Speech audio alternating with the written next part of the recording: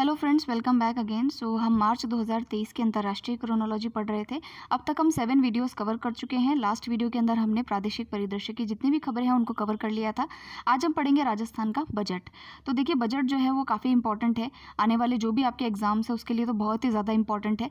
इसलिए आप एक बार नहीं, कम से कम इसका 5 से 6 बार रिवाइज कीजिएगा। जितना भी डेटा है, जो भी मिशंस लॉन्च किए गए हैं, कोई अभियान है, कोई प्रोजेक्ट है, कोई नीतियाँ अगर जारी की गई है तो उनका डेट और जो उनका स्पेसिफिक गोल है वो आपको पता होना चाहिए। तो इसलिए आपको इसको काफ़ी बार जो है वो रिवाइज़ करना पड़ेगा। तो चलिए आज स्टार्ट करते हैं बजट को। तो आप देखिए, क्योंकि हमारे जो इनकम्बेंट जो है एक फाइनेंस मिनिस्टर के द्वारा ही बजट को पेश किया जाता है, और अभी इस पे जो पदाधिकारी हैं या इनकम्बेंट हैं वो खुद ही चीफ मिनिस्टर हैं, तो उनके द्वारा ही इस बजट को पेश किया गया। और ये 5वीं बार है जब हमारे वित्त मंत्री एज इन जो चीफ मिनिस्टर साहब हैं उन्होंने इस बजट को विधानसभा में पेश किया है। तो आपको पता है फेब में बजट आता है और उससे पहले इकोनॉमिक सर्वे आता है। तो सर्वे भी आपको जो है उसको भी आपको अच्छी तरीके से पढ़ना है, क्योंकि काफ़ी सारे क्वेश्चन जो है वहाँ से भी कवर होते हैं। अब देखते हैं कि इसके अंदर क्या क्या डेटा है। पहले तो डेटा पे चलते हैं। तो डेटा में आप देखिए कि हमारी जो टोटल इनकम है उसी इनकम को क्या कहा जाता है, रेवेन्यू रिसिप्ट्स, रेवेन्यू रिसीट या फिर राजस्व प्राप्तियाँ। तो आप देखिए कि कुल जो राजस्व प्राप्तियाँ हैं, चाहे वो जो है रेवेन्यू से आती हो, कहीं से भी आती हो, और उसके अलावा जो भी पूंजीगत प्राप्तियाँ, पूंजीगत मतलब कि जो भी हमारे एसेट्स हैं उनसे जो प्राप्तियाँ होती है वो टोटल मिलाकर के जो है यहाँ पर 3,90,942 करोड़ रुपए हैं। उसके अलावा अगर आप देखें कि कुल व्यय यानी कि एक्सपेंडिचर जो है वो कितना है, तो यहाँ पर टोटल एक्सपेंडिचर जो है 39856 है। और अगर आप ये देखेंगे तो हम जो है इसमें जो है घाटे के अंदर हैं। तो राजस्व घाटा यानी रेवेन्यू डेफिसिट हमारा कितना है, तो 24,894 करोड़ रुपीस का जो है हमारे यहाँ पर रेवेन्यू जो है डेफिसिट है। फिर देखिए यहाँ पे जो है जो हमारा फिस्कल डेफिसिट है ये थोड़ा सा इंपॉर्टेंट है। फिस्कल डेफिसिट के ऊपर क्वेश्चन भी आते हैं, इसके जो फॉर्मूलाज हैं उसके ऊपर भी क्वेश्चंस पूछ लेते हैं। फिस्कल डेफिसिट बेसिकली इतना ही है कि जब भी जो गवर्नमेंट होती है वो हमेशा ही उसको इनकम डेफिसिट ही रहता है, उसको जो इनकम के सोर्सेज हैं वो उसके कम हैं और जो एक्सपेंडिचर है वो ज़्यादा है। तो कई बार जो है एसेट्स बनाने के लिए, जैसे कि कोई भी कंस्ट्रक्शन है, कोई भी इंफ्रास्ट्रक्चर क्रिएट करने के लिए उसको डेप्ट जो है वो लेना पड़ता है, कर्ज जो है वो लेना पड़ता है। लेकिन वो कर्ज एक तरीके से अच्छा है, जैसे कहते हैं दाग अच्छे हैं, कुछ दाग अच्छे हैं, तो वैसे ही कुछ कर्ज अच्छे होते हैं। तो उसी को हम फिस्कल डेफिसिट बोलते हैं। डेफिसिट में तो है गवर्नमेंट, लेकिन उसका जो है इन फ्यूचर जो है उसकी रिकवरी पॉसिबल है। तो इसीलिए फिस्कल डेफिसिट अभी आप देखिए 62,771 जो है वो करोड़ रुपीज़ का है। इतना भी डेटा नहीं याद रखना है, लेकिन आप ये ध्यान रखिएगा कि पूरी जीडीपी का जो ये राजकोषीय घाटा है वो 3.98% रहने का इस बार का अनुमान है। तो 3.98% जो ये डेटा है ये आपके लिए इंपॉर्टेंट है। आपसे पूछा जा सकता है कि इस बार जो वित्त वर्ष है उसके लिए राजकोषीय घाटे का क्या अनुमान है, तो 3.98% जो है हमारा फिस्कल डेफिसिट है। अब चलते हैं हम कुछ योजनाओं पर। कुछ यानी कि कुछ का मतलब है बहुत कुछ, इतनी सारी योजनाएं हैं कि बस आप पढ़ते रह जाएंगे। तो पहली योजना है जो कि जो बीपीएल परिवार होते हैं उनके लिए ये योजना है। इसके अंदर मुख्यमंत्री निःशुल्क अन्नपूर्णा फूड पैकेट जो है वो बांटे जाएंगे। फूड पैकेट में सभी चीज़ें होंगी, जैसे कि चीनी है, नमक है, दाल है और तेल है। ये सभी पैकेट 1-1 केजी के होंगे और ये जो है निःशुल्क जो है वो बांटे जाएंगे। तो ये अन्नपूर्णा फूड पैकेट नाम से थोड़ा सा पता चल जाएगा, फूड पैकेट्स का वितरण किया जाएगा। और जो बीपीएल और पीएम उज्ज्वला योजना में शामिल निम्न आय वर्ग के जो व्यक्ति हैं उनको सिलेंडर 500 रुपये में जो है वो उपलब्ध करवाया जाएगा। तो और लोगों की सब्सिडी तो ख़त्म कर दी, लेकिन जो बीपीएल परिवार है उनको 500 रुपीज़ के अंदर सिलेंडर जो है वो उपलब्ध करवाया जाएगा। फिर देखिए निःशुल्क बिजली योजना, ये तो आपको सबको पता है कि जो 100 यूनिट प्रति माह तक की अगर खपत कोई करता है तो उसको जो है उसका बिल नहीं आएगा, मतलब निःशुल्क उसको बिजली दी जाएगी। और जो अन्य जो छूट पहले से दी हुई है वो पूर्ववती जो है इसमें रहने के लिए कहा गया है। तो आप तो इतना ध्यान रखिएगा कि 100 यूनिट तक की जो बिजली है वो फ्री की गई है डोमेस्टिक यूज़ के लिए। 19,000 करोड़ से अधिक के महंगाई राहत पैकेज की भी इन्होंने जो है वो घोषणा की है। महंगाई से जो प्रताड़ित हैं जनता, तो उसके लिए भी जो है महंगाई राहत पैकेज 19,000 करोड़ का रिलीज़ किया गया है।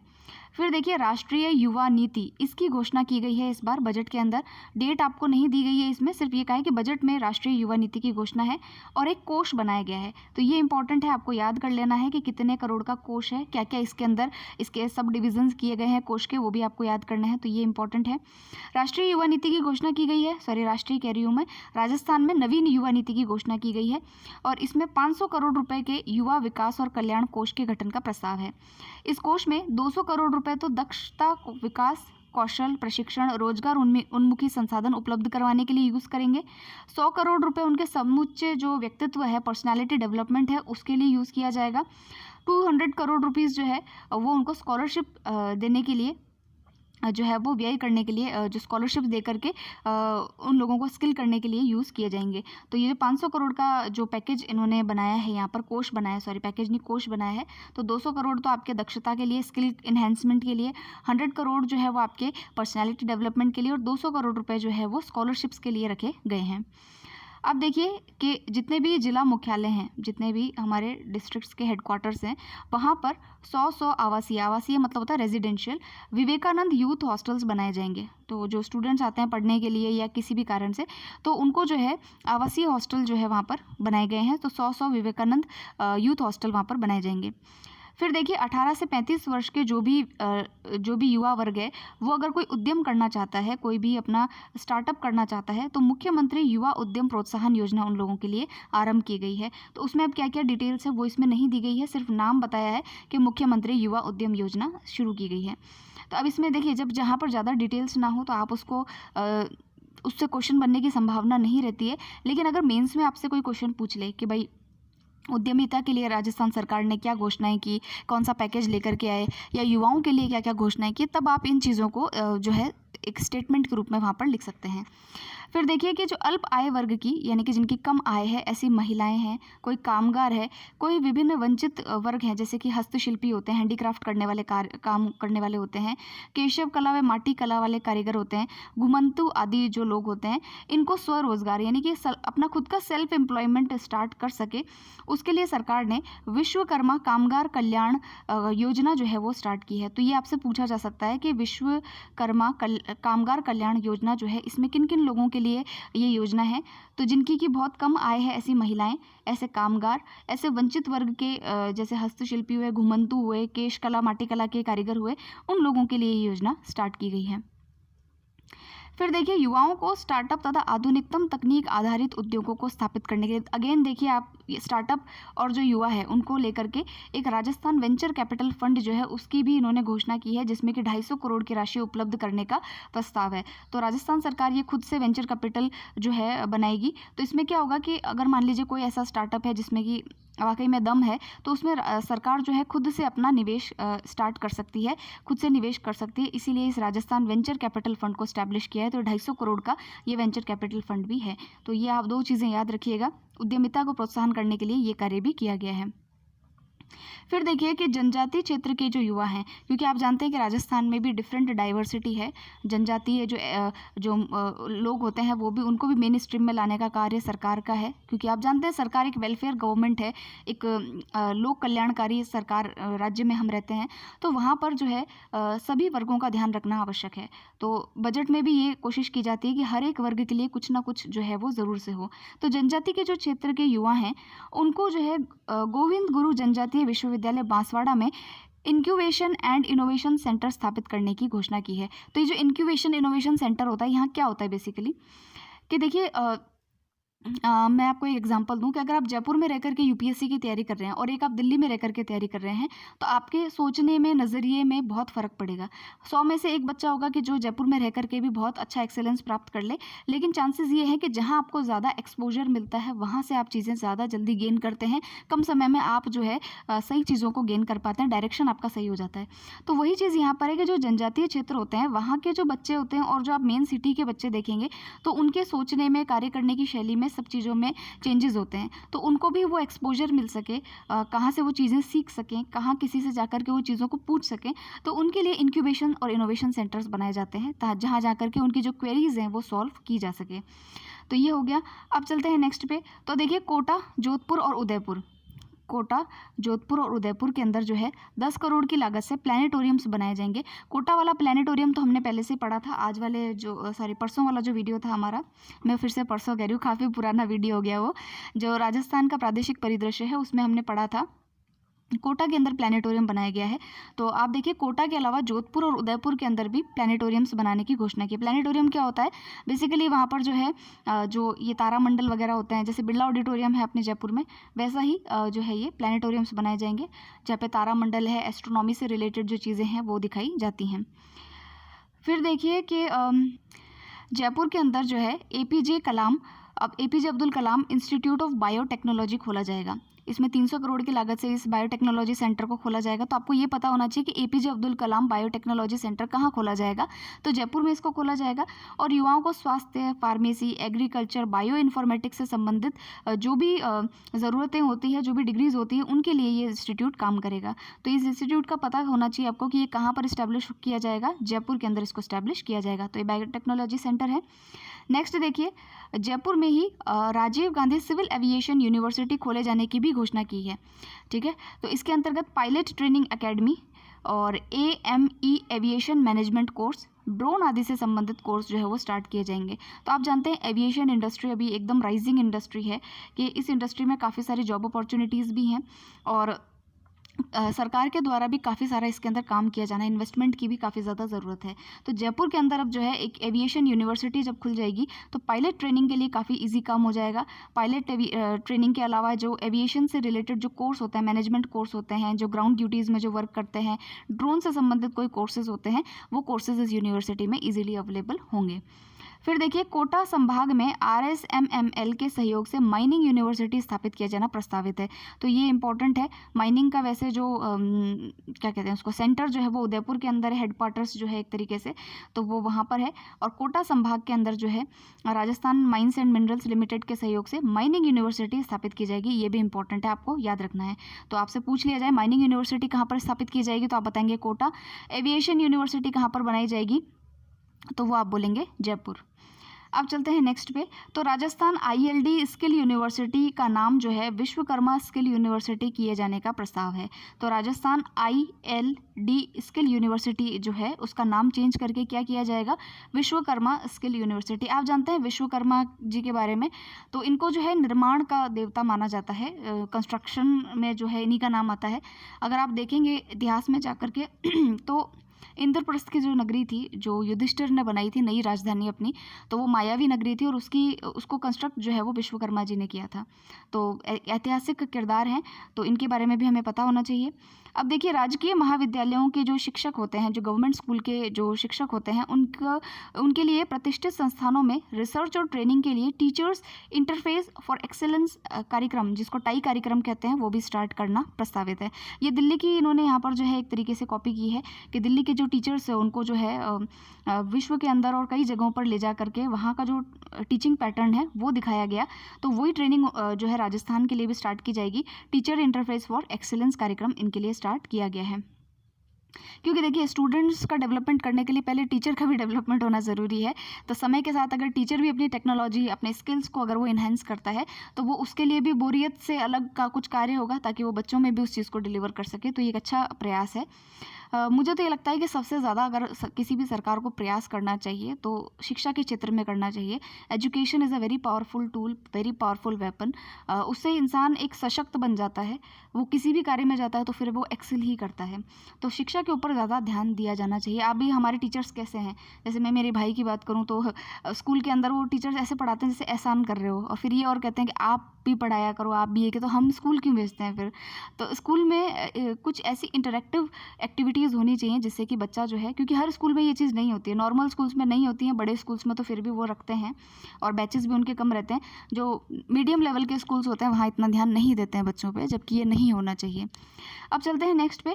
तो उच्च शिक्षा के क्षेत्र में शैक्षणिक सुधार के लिए 20 करोड़ की लागत से जयपुर में फैकल्टी डेवलपमेंट एकेडमी जो है वो स्टैब्लिश की जाएगी। फैकल्टी डेवलपमेंट आप जानते हैं, जो फैकल्टीज़ होती है, जो टीचर्स होते हैं, उनके डेवलपमेंट के लिए भी जो है एकेडमीज़ को स्टैब्लिश किया जाएगा। क्योंकि देखा गया है, मैंने अभी बताया आपको कि बच्चों से कम लेवल कभी कभी टीचर्स का देखने को मिलता है, तो टीचर्स का भी डेवलपमेंट वहाँ पर हो सके, उनकी प्रॉपर ट्रेनिंग हो सके, उसके लिए जो है फैकल्टी डेवलपमेंट एकेडमी जो है वो स्टार्ट की जाएगी। फिर देखिए कि 10वीं कक्षा के विद्यार्थियों के लिए जो है राजस्थान टैलेंट सर्च कार्यक्रम जो है स्कॉलरशिप कार्यक्रम जो है वो स्टार्ट किया जाएगा। इसमें 10,000 मेधावी छात्रों को स्कॉलरशिप दी जाएगी। ये भी इंपॉर्टेंट है, इसको आप जो है वो याद कर सकते हैं। तो 10वीं कक्षा के जो विद्यार्थी हैं उनके लिए ये स्टार्ट है। तो ये आपको पता होना चाहिए, 10वीं के बच्चों के लिए ही है राजस्थान टैलेंट सर्च एग्ज़ाम। इसमें स्कॉलरशिप दी जाएगी और 10,000 मेधावी छात्रों को सेलेक्ट किया जाएगा और फिर उनको स्कॉलरशिप्स जो है वो प्रोवाइड की जाएगी। वैसे मेरे अभी एकदम से दिमाग में आया कि कई लोग टीचर्स जो है, अभी मैंने जो कुछ कहा उससे ऑफेंस ना हो जाए, तो मैं एक माफ़ी माननामे के साथ एक बात कहती हूँ कि जो भी आप देखिए कि टीचर का काम कभी भी ये नहीं होता है कि वो जा कर के ये जनगणना और ये सब कार्य करे। टीचर का काम होता है बच्चों को उनके एक हाईएस्ट लेवल का जो स्किल है वो प्रोवाइड कराना, उनके मस्तिष्क का, उनकी पर्सनैलिटी का डेवलपमेंट करना, ये टीचर का कार्य होता है। तो टीचर के जो कार्य हैं उसको इन्हेंसमेंट के लिए सरकार को काफ़ी वर्क करना आवश्यक है। ठीक है, उसको अगर आप डाइवर्स कर देंगे तो बच्चों के भविष्य पर इनडायरेक्टली जो है इम्पैक्ट पड़ता ही है। तो डेवलपमेंट काफ़ी ज़्यादा ज़रूरी है। तो अब चलते हैं नेक्स्ट पे। तो वैदिक जो संस्कृति है उसके प्रोत्साहन और संरक्षण के लिए भी राज्य के शेष 13 जिलों के अंदर, जैसे कि जोधपुर, श्रीगंगानगर, हनुमानगढ़, जैसलमेर, बाड़मेर, टोंक, सिरोही, पाली, प्रतापगढ़, अलवर, राजसमंद, बारां और जालोर में वेद विद्यालय खोले जाने का प्रस्ताव है। तो देखिए यहाँ पर जो है मुझे सभी ज़िले नज़र आए, लेकिन जो वेद विद्यालय के लिए हमारा जयपुर जो है वो नज़र नहीं आया है। ठीक है, तो आप देखेंगे कि नॉर्थ से ज़िले चले हुए आ रहे हैं, श्रीगंगानगर, हनुमानगढ़। ठीक है, और उसके अलावा जो है यहाँ के वेस्टर्न में अगर आप देखेंगे तो जोधपुर, जैसलमेर, बाड़मेर और पाली और नागौर भी यहाँ पर नहीं है। फिर है जालोर, सिरोही और टोंक, अलवर हैं, राजसमंद, बारां हैं। यहाँ पर जो है 13 जिलों के अंदर वैदिक संस्कृति को प्रोत्साहन देने के लिए जो है विद्यालय खोले जाएंगे, स्कूल्स बनाए जाएंगे ताकि यहाँ पे वैदिक शिक्षा बच्चों को दी जा सके। 19 जिलों में पहले ही वेद विद्यालय तथा 2021-22 में बांसवाड़ा में वेद विद्यापीठ की स्थापना की जा चुकी है। अच्छा देखिए, ऑलरेडी जो है 19 जिलों के अंदर जो है स्थापना की जा चुकी है ऐसे विद्यालयों की। तो अभी जो 13 शेष बचे हुए थे वहाँ पर भी जो है विद्यालयों की स्थापना की गई है, की जाएगी मतलब। फिर देखिए, प्रत्येक जो संभाग है, सब डिवीज़न है, वहाँ पर 105 करोड़ की लागत से सलीम दुरानी आवासीय स्पोर्ट्स स्कूल स्थापित किया जाएगा। यानी कि बच्चे वहाँ जाकर के रह सकते हैं और स्पोर्ट्स को पर्टिकुलरली सीख सकते हैं, जो भी स्पोर्ट उनको सीखना है। तो सलीम दुरानी आवासीय स्पोर्ट्स स्कूल के लिए 105 करोड़ और प्रत्येक संभाग पे, ये ध्यान रखिएगा, प्रत्येक संभाग के ऊपर सब डिवीज़न पे है। फिर देखिए, भरतपुर में स्पोर्ट्स कॉम्प्लेक्स बनाया जाएगा, ये भी इंपॉर्टेंट है। तो आपसे अगर क्वेश्चन पूछ ले कि खेलों से संबंधित अभी बजट के अंदर क्या घोषणाएं की गई, तो आप बता सकते हैं कि स्पोर्ट्स कॉम्प्लेक्स बनाया जाएगा भरतपुर में, आवासीय स्पोर्ट्स स्कूल्स बनाए जाएंगे हर संभाग के ऊपर, खेल अकादमी देखते हैं तो कोलिडा, सीकर व बांसवाड़ा में फुटबॉल के लिए, बीकानेर में साइकिलिंग के लिए, भीलवाड़ा में कुश्ती के लिए और राजगढ़, चूरू में एथलेटिक्स तथा बाड़मेर और सिक्कर में बास्केटबॉल अकादमी जो है वो बनाई जाएगी। और ये वेरी वेरी इंपॉर्टेंट है, ऐसे क्वेश्चंस वो लोग पूछते हैं कंफ्यूज करने के लिए चला चला करके। तो आप इसको रट लीजिएगा कि जो है सिक्कर बांसवाड़ा में फुटबॉल के लिए, बीकानेर में साइकिलिंग के लिए, भीलवाड़ा में कुश्ती के लिए, राजगढ़, चूरू में एथलेटिक्स और बाड़मेर, सिक्कर में बास्केटबॉल अकेडमी जो है वो बनाई जाएगी। तो ये प्रस्ताव है। फिर देखिए, भारतीय कलाओं से रूबरू कराने के उद्देश्य से Rajiv Gandhi national youth exchange programme जो है वो स्टार्ट किया जाएगा। तो यूथ एक्सचेंज प्रोग्राम में क्या होगा, भारतीय जो कलाएं हैं उनके ऊपर डिस्कशन करेंगे ये लोग। फिर देखिए कि जो मुख्यमंत्री चिरंजीवी स्वास्थ्य बीमा योजना है उसका जो प्रति परिवार बीमा राशि का कवर 10 लाख रुपए हुआ करता था, उसको इंक्रीज करके 25 लाख कर दिया गया है। तो ये काफ़ी सराहनीय पहल है गवर्नमेंट के द्वारा। और राइट टू हेल्थ बिल जो है उसको भी हम एक बार डिस्कस कर लेंगे। आपको पता है कि उसके ऊपर काफ़ी सारे जो है विवाद चल रहा है अभी, और जो डॉक्टर्स हैं उन्होंने हड़ताल की हुई है, तो उसके भी प्लस माइनस पॉइंट्स जो है वो हम देखेंगे। फिर देखिए, मुख्यमंत्री चिरंजीवी दुर्घटना बीमा योजना, इसमें भी परिवार की जो दुर्घटना बीमा राशि है, जो एक्सीडेंटल राशि है, उसको 5 लाख से बढ़ा करके इन्होंने 10 लाख रुपए करने की घोषणा की है। मानसिक तनाव व अवसाद से बचाने के लिए जयपुर, जोधपुर एवं कोटा में साइकोलॉजिकल काउंसिल सेंटर्स स्टार्ट किए जाएंगे। जो मानसिक तनाव, आपको पता है आजकल बहुत कॉमन हो गई है, मानसिक बीमारियां बहुत ज़्यादा कॉमन है और इसका डिस्कशंस किया जाना ज़रूरी है। इनके लिए एक ओपनली, जैसे कि हम हेल्थ को लेकर के बात करते हैं, वैसे ही मानसिक तनाव और मानसिक जो बीमारियाँ हैं उनको लेकर के भी अवेयरनेस बहुत ज़्यादा होनी चाहिए। अब उसके लिए देखिए, जयपुर, जोधपुर और कोटा में, जयपुर, जोधपुर और JK ऐसे करके कुछ बना लेते हैं, तो वहाँ पर जो है काउंसलिंग सेंटर्स जो है इस्टेब्लिश किए जाएंगे। अब देखिए कि शेष 3 जिलों प्रतापगढ़, जालौर और राजसमंद में राज्य के खर्चे से सरकारी मेडिकल कॉलेज जो है वो खोले जाएंगे। तो प्रतापगढ़, जालौर, राजसमंद में मेडिकल कॉलेज खोलने की भी बात की है। ये इतना इंपॉर्टेंट नहीं, इंपॉर्टेंट ये है कि साइकोलॉजिकल काउंसलिंग सेंटर्स जो है वो यहाँ पर मेन जो सिटीज़ है, देखिए जयपुर, जोधपुर, कोटा मेन सिटीज़ है, वहाँ पर इनको बनाया जाएगा। मारवाड़ मेडिकल यूनिवर्सिटी जो है उसको स्थापित किया जाएगा जोधपुर के अंदर 500 करोड़ की लागत से। फिर देखिए कि आयुर्वेद वेलनेस पर्यटन, जो आयुर्वेद से रिलेटेड पर्यटन होता है, टूरिज़्म होता है, यानी कि टूरिस्ट इसलिए आए क्योंकि यहाँ पर आयुर्वेद से संबंधित जो है वो काफ़ी सारा कार्य होता है। तो उसको बढ़ावा देने के उद्देश्य से चाकसू जयपुर स्थित आयुर्वेद, योग और नेचुरोथेरेपी एकीकृत महाविद्यालय में 50 करोड़ की लागत से centre of excellence in panchakarma जो है वो खोला जाएगा। तो जयपुर में ही जो है इस पंचकर्म सेंटर को खोला जाएगा।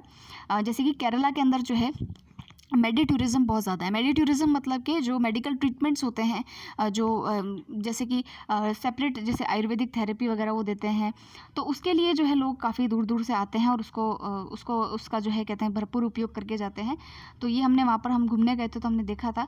तो इसीलिए जो वेलनेस टूरिज़्म है ये एक तरीके से अभी एक तरीके से फैशन के अंदर है कि लोग जो है टूरिज़्म में घूमने के लिए इसलिए आते हैं ताकि वो अपने हेल्थ को भी जो है वहाँ पर देख सकें। तो इसीलिए यहाँ पर जयपुर के अंदर जो है जो चाकसू में ऑलरेडी वहाँ पर जो एक महाविद्यालय है वहाँ पर centre of excellence in panchakarma जो है उसको खोला जाएगा।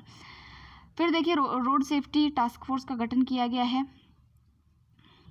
फिर यहाँ पर देखिए कि Mahatma Gandhi minimum guaranteed income योजना स्टार्ट की गई है।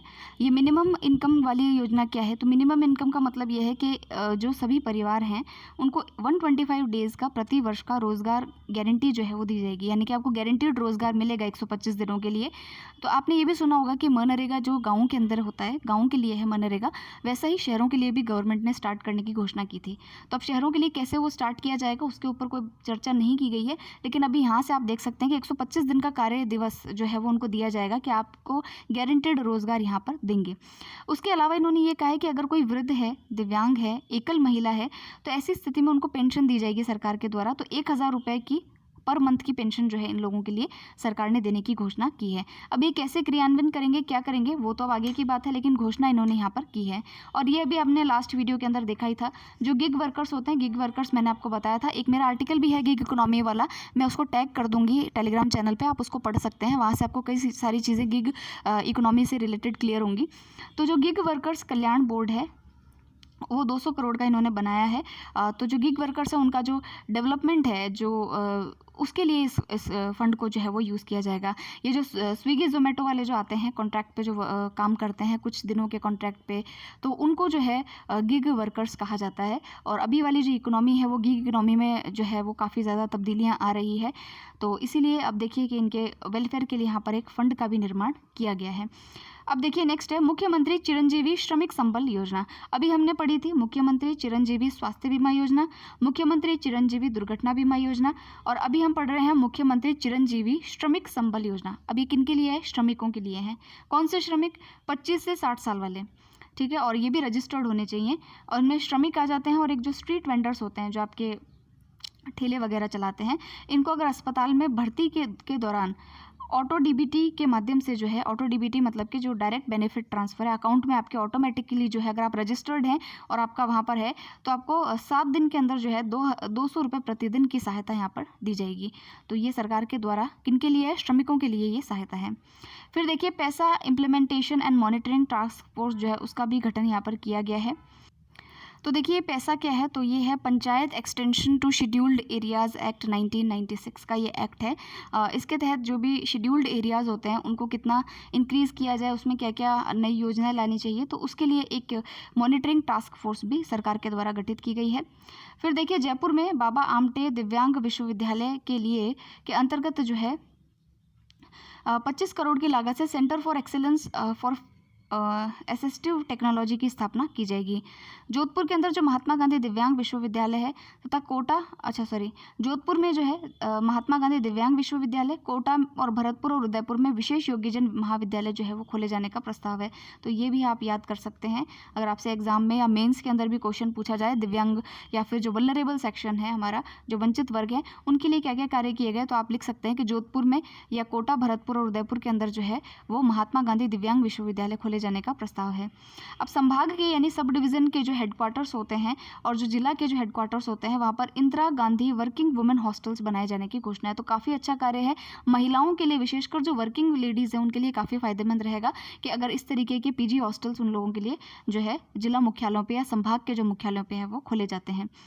कामकाजी जो महिलाएं हैं उनके जो बच्चे होते हैं उनकी देखभाल के लिए प्रियदर्शिनी डे केयर सेंटर की योजना भी स्टार्ट की गई है। ये कैसे वर्क करेगी यहाँ पर ये लिखा नहीं है, लेकिन आप ये ध्यान रखिएगा कि प्रियदर्शिनी डे केयर सेंटर किन के लिए है, तो कामकाजी महिलाओं के लिए। मेंस में अगर कोई क्वेश्चन आता है तो आप इसको यूज़ कर सकते हैं, ऐसे के अंदर भी यूज़ कर सकते हैं महिला सशक्तिकरण वगैरह के लिए। फिर देखिए महिलाओं को रोडवेज की जो साधारण बसें आती हैं उनके अंदर किराए में 50% की जो है वो छूट दी गई है। वुमेन स्पेशल बस सर्विस जो है उसको भी स्टार्ट किया गया है। तो महिलाओं के लिए तो काफ़ी भर भर के स्कीम्स हैं। आगे देखिए सामूहिक विवाह अनुदान योजना में अनुदान राशि जो है 18,000 से बढ़ाकर 25,000 जो है वो गवर्नमेंट ने की है। जब भी कोई सामूहिक विवाह होता है उसके अंदर गवर्नमेंट की तरफ से भी अनुदान दिया जाता है। अब वो अनुदान इंक्रीज़ करके इन्होंने कितना किया है, 25,000 किया है। फिर देखिए राजस्थान फाउंडेशन के तत्वाधान में इंटरनेशनल राजस्थान कॉन्क्लेव का आयोजन जो है उसको भी प्रस्तावित किया है। और क्या इंपॉर्टेंट देखते हैं, 50 उपखंडों में औद्योगिक क्षेत्रों की स्थापना, ये हटाइए। उदयपुर में एयर कार्गो और बीकानेर और पचपदरा में इनलैंड कंटेनर डिपो की स्थापना की जाएगी। ये वेरी वेरी इंपॉर्टेंट है, इसको आपको रट लेना है, बहुत ही इंपॉर्टेंट है कि उदयपुर के अंदर तो एयर कार्गो बनाया जाएगा। अच्छा, एविएशन यूनिवर्सिटी कहाँ बनेगी याद कीजिए, तो जयपुर में बनेगी। और उदयपुर में क्या बनेगा, एयर कार्गो का। एयर कार्गो क्या होता है, सिंपल सा कि ऐसे कुछ सामान होते हैं, ऐसे पेरिशेबल आइटम्स होते हैं जिनको कि जो है प्लेन के माध्यम से जो है एक जगह से दूसरी जगह ट्रांसपोर्ट किया जाता है। तो उसी के लिए एयर कार्गो की स्थापना की जाएगी। कहाँ पर की जाएगी, तो उदयपुर में की जाएगी। उदयपुर तथा बीकानेर में, उदयपुर में। और बीकानेर और पचपदरा जो है, पचपदरा कहाँ पर पड़ता है, बाड़मेर में। यहाँ पर बनेगा इनलैंड कंटेनर डिपो। क्या बनेगा, इनलैंड कंटेनर डिपो बनाए जाएंगे। तो ये दोनों आपको याद रखना है। अब देखिए जयपुर की ब्लू पॉटरी बहुत फेमस है, तो इसके लिए यहाँ पर सेंटर फॉर एक्सीलेंस जो है उसकी भी स्थापना की जाएगी। अलवर और पुष्कर जो है, पुष्कर कहाँ पड़ता है, अजमेर में। यहाँ पर ग्रामीण हाट की स्थापना की जाएगी। हाट का मतलब होता है कि जो छोटे छोटे मार्केट्स होते हैं जहाँ पर के जो वहाँ के स्थानीय कारीगर होते हैं वो अपना सामान लेकर के बेचते हैं। जोधपुर, उदयपुर, कोटा और अजमेर शहरों के लिए GIS आधारित जो है 3D सिटी परियोजना की घोषणा की गई है। तो 3D सिटी परियोजना में जो है किन सिटीज़ को इंक्लूड किया गया है, तो जोधपुर, उदयपुर, कोटा और अजमेर। जयपुर तो नहीं है ना, तो जो क्वेश्चन होगा उसमें जयपुर दिया जाएगा और वहीं आपको टिक करना है।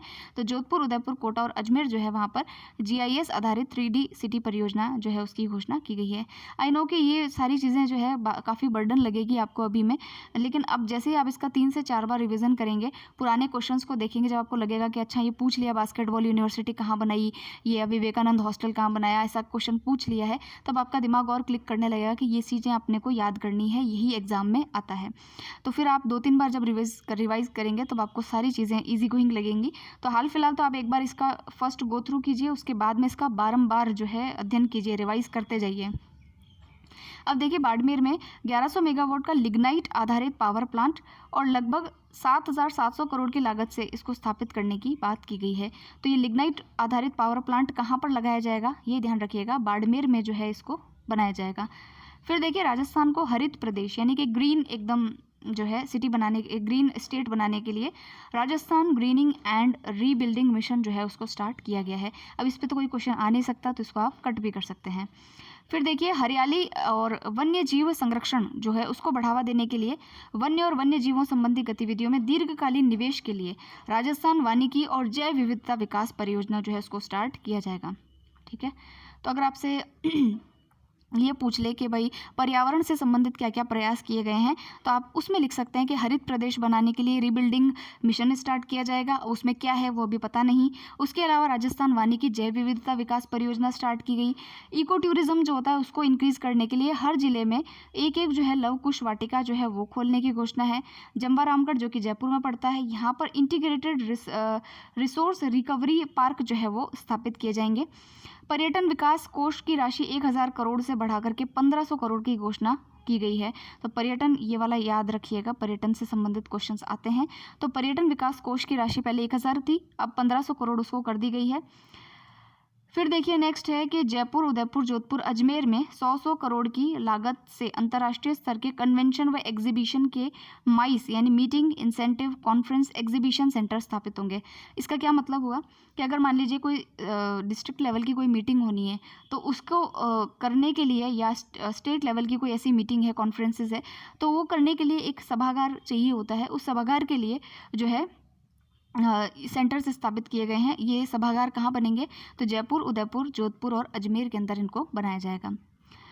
फिर देखिए कि माउंट आबू, जोधपुर, उदयपुर सहित 5 प्रमुख पर्यटन स्थलों पर 125 करोड़ की लागत से अंतर्राष्ट्रीय इंटरनेशनल लेवल के गोल्फ कोर्स बनाए जाएंगे। अभी आपको पता है कि गोल्फ कोर्स जयपुर के अंदर है, ठीक है। गोल्फ सबसे महंगा खेल होता है। तो यहाँ पर अब आप देखेंगे कि जो माउंट आबू है सिरोही के अंदर, जोधपुर है और उदयपुर और सहित जो 5 प्रमुख पर्यटन स्थल होंगे वहाँ पर भी जो है गोल्फ कोर्स को स्थापित किया जाएगा। फिर देखिए कि विरासत नगरी आमेर, जो जयपुर के अंदर है आमेर, उसको आइकॉनिक डेस्टिनेशन के रूप में विकसित किया जाएगा। तो इसको स्टार लगा लेते हैं। आइकॉनिक सिटी किसको, आइकॉनिक डेस्टिनेशन किसको बनाया जाएगा? तो आमेर को बनाया जाएगा। अब देखिए कुछ बांध है, कौन कौन से बांध है और यहाँ पर क्या बनाया जाएगा? इको एडवेंचर टूरिज्म साइट के रूप में इनको विकसित किया जाएगा। देखिए फ्रेंड्स, एक चीज़ है कि गवर्नमेंट जो है अपना रेवेन्यू इंक्रीज़ करना चाहती है, ये इनके इन प्रकार चाहे कैसे भी हो। तो रेवेन्यू इंक्रीज़ कैसे होता है कि अगर हमारे यहाँ पर जो है टूरिस्ट ज़्यादा आते हैं, चाहे डोमेस्टिक हो चाहे फॉरेन टूरिस्ट हो, तो टूरिस्ट को देखने के लिए कुछ और भी तो होना चाहिए। भाई धोरे हैं तो धोरे उनके उधर नहीं है, तो हमने जैसलमेर के अंदर जो डेजर्ट सफारी बनाई है वो उन्हीं लोगों के लिए है, वहाँ के लोगों के लिए नहीं है। तो इसी प्रकार से जो हमारे यहाँ पर कुछ एक ऐसी प्राकृतिक चीज़ें हैं उनका अगर और इन्हेंसमेंट किया जाए तो टूरिज़्म को बढ़ाया जाएगा और इनडायरेक्टली हमारा रेवेन्यू भी बढ़ेगा और हमारे यहाँ पर रोजगार भी जनरेट होंगे। तो इसीलिए इन साइट्स को ये लोग डेवलप करते हैं। हर बार बजट में इस प्रकार की घोषणाएं जो है वो की जाती हैं। तो अगर आप यहाँ पर देखेंगे तो जयपुर का नेवटा और कानोता बांध जो है, और भरतपुर का बंद बारेठा, जोधपुर का कायलाना, सूरपुर बांध और पाली का हेमावास बांध, झुंझुनू के कोट बांध जो कि उदयपुर वाटी में है, इनको इको एडवेंचर टूरिज्म साइट के रूप में विकसित करने का प्रस्ताव दिया है।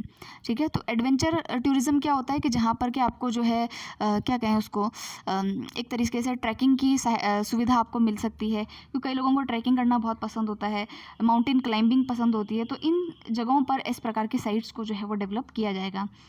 फिर देखिए राजस्थान लिटरेचर फेस्टिवल का आयोजन, फेस्टिवल में कन्हैयालाल सेठिया, कोमल कोठारी, सीताराम लालस एवं विजयदान देथा के नाम से साहित्य पुरस्कार स्टार्ट किया जाना प्रस्तावित है। आप जानते हैं कि जितने भी नाम मैंने आपको बताए, कन्हैयालाल सेठिया है, विजयदान देथा है, ये हमारे बहुत ही आइकॉनिक लिटरेरी फिगर्स हैं। इनका नाम बड़े ही इज्जत से लिया जाता है साहित्य के क्षेत्र में। तो इनके नाम पर जो है साहित्य पुरस्कार स्टार्ट किया जाना प्रस्तावित है। तो आपसे पूछा जा सकता है कि निम्न में से किसके नाम पर साहित्य पुरस्कार शुरू किया जाना है? तो आप नाम ध्यान रखिएगा, कोमल कोठारी, कन्हैयालाल सेठिया, विजयदान देथा, ये 3 तो याद रह जाएंगे। सीताराम लालस जो है उनका नाम ध्यान रखना है। फिर देखिए इंटरनेशनल लेवल पर जयपुर में जयपुर कला समागम का द्विवार्षिक तौर पर आयोजन करना भी प्रस्तावित है। इतना तो याद रहे, छोड़िए इसको काट देते हैं। 100 करोड़ की राशि का लोक कलाकार कल्याण कोष जो है वो भी बनाया जाएगा।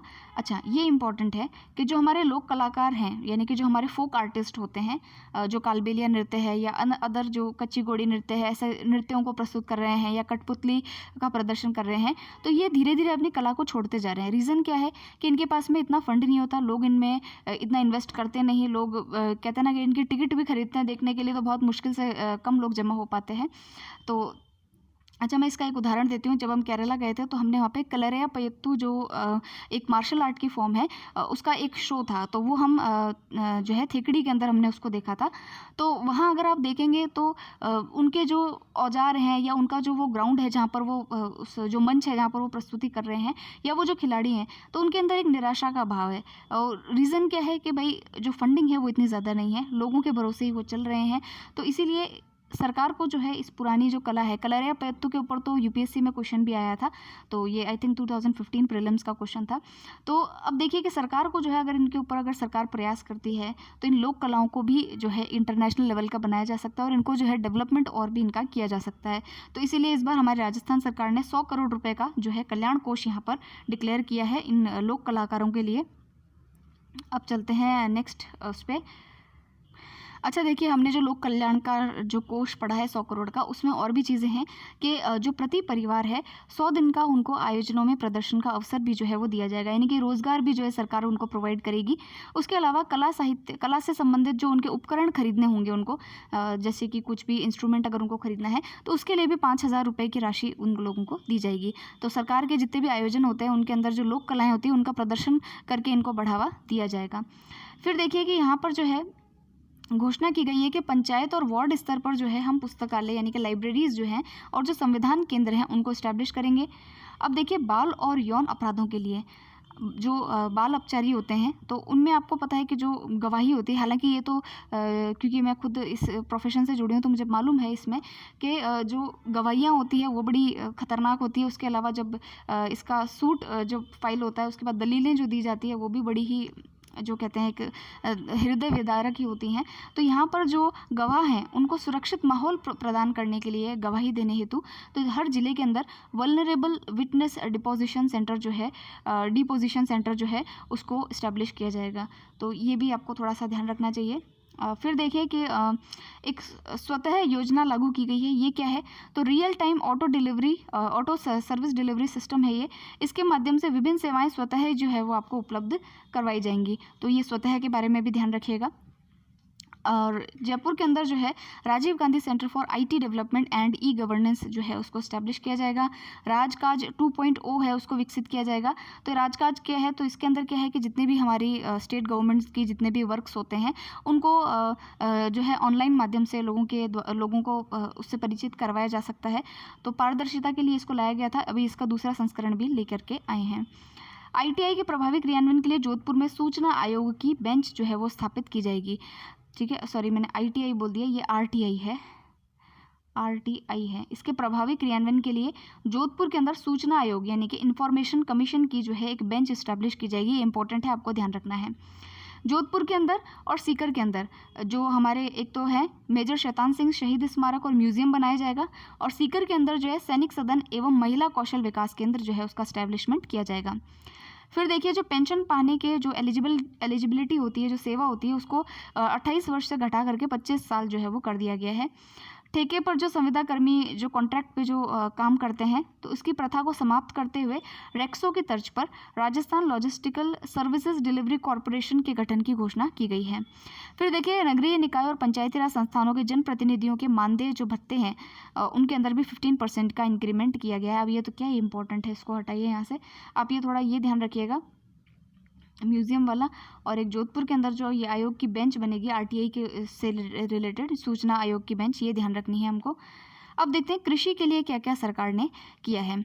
देखिए पहला कृषि बजट 2022-23 में प्रस्तुत किया गया था। पिछले साल जो बजट था 22-23 वाला, वहाँ पर पहली बार जो है कृषि के लिए अलग से बजट घोषित किया गया था। आपको याद होगा कि हमने इसको पढ़ा भी था। अब देखिए जो कृषि कल्याण कोष है उसकी भी राशि इस बार इंक्रीज़ की है। अब ये क्वेश्चन आ सकता है, तो 5,000 करोड़ से बढ़ा करके कितनी कर दी? 7,000 करोड़ ये राशि की गई है। 12वें मिशन के रूप में राजस्थान युवा कृषक कौशल एवं क्षमता संवर्धन मिशन जो है उसको भी स्टार्ट किया गया है। जयपुर जोधपुर में 100 करोड़ की लागत से ऑर्गेनिक प्रोडक्ट्स मार्ट जो है वो स्थापित किए जाएंगे। आपको पता है कि ऑर्गेनिक अभी बहुत काफ़ी जो है चीज़ें हैं कि भाई ऑर्गेनिक प्रोडक्ट्स की वैसे रेट भी ज़्यादा होती है, तो इसलिए अभी जयपुर और जोधपुर में इसके मार्ट्स भी इस्टेब्लिश किए जाएंगे। सिरोही में अंजीर का सेंटर ऑफ एक्सीलेंस स्थापित करने की घोषणा की गई है। काफ़ी इंपॉर्टेंट है, आप इसको इंपॉर्टेंट लगा सकते हैं। और सवाई माधोपुर में अमरूद उत्कृष्टता प्रशिक्षण केंद्र जो है वो खोला जाएगा। टोंक के अंदर centre of excellence for apiculture जो है वो इस्टेब्लिश किया जाएगा। एपीकल्चर का संबंध किससे होता है ये आप हमें बताएंगे। फिर देखिए कि जयपुर, सीकर, झुंझुनू, अलवर, धौलपुर, चूरू, श्रीगंगानगर, सिरोही, बांसवाड़ा, प्रतापगढ़, राजसमंद जिले में मिनी फूड पार्क और दौसा में फूड पार्क और बीकानेर में एग्रो पार्क जो है वो इस्टेब्लिश किया जाएगा। और ये भी मैं आपको बता देती हूँ, काफ़ी इंपॉर्टेंट है, इस पर तो एग्रो फूड पार्क पे क्वेश्चन आ भी चुका है। जोबनेर जयपुर में जो है नवीन पशुपालन विश्वविद्यालय स्थापित किया जाने की प्रस्ताव है। 2000 यूनिट प्रति माह तक उपयोग करने वाले समस्त 11 लाख से अधिक किसानों को निःशुल्क बिजली देने की घोषणा है। तो ये इंपॉर्टेंट है। जो डोमेस्टिक यूजर्स हैं उनके लिए तो 100 यूनिट माफ़ किया गया है, और जो किसान हैं उनको जो है 2000 यूनिट प्रति माह तक की जो उपयोग है उसको फ्री करने की घोषणा की गई है सभी किसानों के लिए। नेक्स्ट देखिए कि मुख्यमंत्री कामधेनु बीमा योजना है, जिसके के अंदर दो जो दुधारू पशु हैं अगर आपके पास में तो उसको 40,000 रुपये का बीमा जो है उस गाय का या भैंस जो भी आपका दुधारू पशु है उसका बीमा जो है वो सरकार के द्वारा किया जाएगा। पशुपालकों को डोर स्टेप पर पशुओं हेतु विभिन्न सुविधाएं उपलब्ध करवाने के लिए पशु मित्र योजना लेकर के आए हैं। अब देखिए फ्रेंड्स, ये क्वेश्चन आपको प्रीलिम्स में तो वो नहीं पूछेगा, लेकिन मेंस में जब भी आपसे पूछता है कृषि से संबंधित या किसी भी चीज़ से, तो अब आप इन चीज़ों को वहाँ पर इंक्लूड कर सकते हैं। सेक्स सॉर्टेड सीमन के उत्पादन के लिए बस्सी जयपुर में जो है लैब का निर्माण किया जाएगा।